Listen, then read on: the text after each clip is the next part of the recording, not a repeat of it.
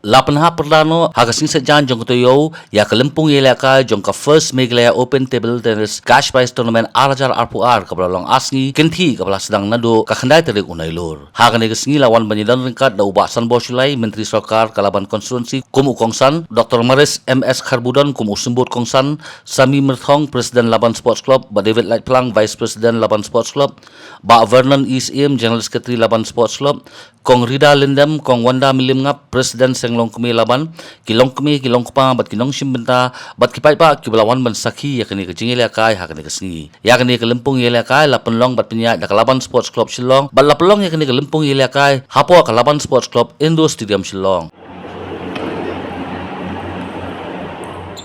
The program a success, this tournament a success to organize this tournament. Thank you so much. And I, on behalf of the Laban Sports Club, also would like to request you to inspire the club by giving us your helping hands.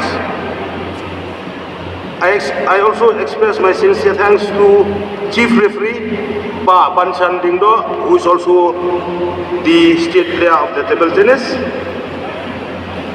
for helping, for supporting the tournament committee in organizing this tournament. And for taking the step to participate in this 1,000 rupees. Congratulations, Camellia. And the champion for this veteran single we have again. We are now 22 years old. Congratulations, Mr.